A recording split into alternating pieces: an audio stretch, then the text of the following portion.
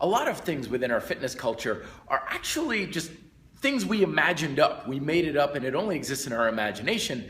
It doesn't actually exist, kind of like borders around states.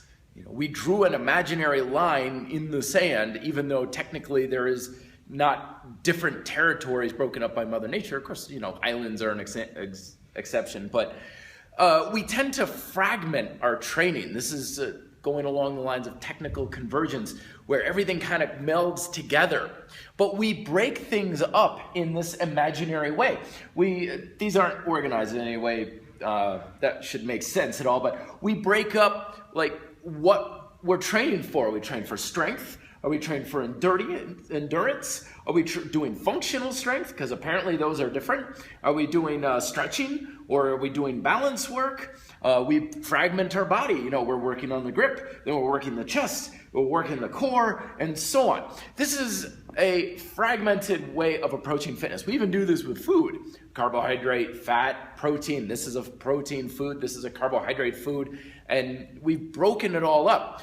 This is very detrimental for a number of reasons. Number one is it's extremely costly, because if you have to have different tools, different exercises, different methods to tackle every one of these separately, it's going to take you a lot more time, a lot more energy, and a lot more just endurance and power and mental stamina to get everything covered.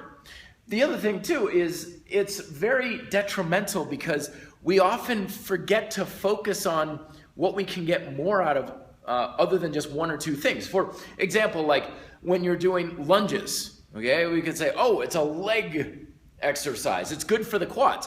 Yes, but it should also be good for the hamstrings and the glutes and the calves and the hips. It should also be a balance exercise. It should also be a cardio exercise, an endurance exercise, and all these things. But if our mind is thinking, this is for the quads, this is for the quads, I'm strengthening my quads, then the mind will activate the quads more and kind of forget about trying to work on everything else. So what we want to do is recognize that these lines do not exist in real life. If you do lunges, you're going to be working on 5 things at once. If you're doing hanging knee raises, yes, it's an abdominal exercise, but it's also for the back. It's also for the grip. It's also for your spinal support. It's also timing. All these sorts of things you should also be working on. So don't think fragmented. Think inclusive. How many different things can you include at one time? Because the body and the mind does not break things up into nice, neat little categories and boxes.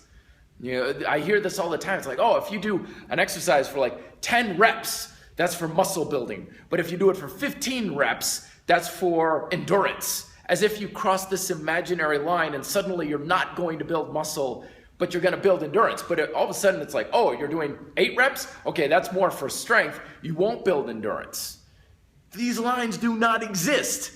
You can adjust. Yes, you can go more towards power than endurance. You can kind of like, instead of the lines, it's kind of like you're here. You can kind of grow in different directions on these things, but nothing is exclusive.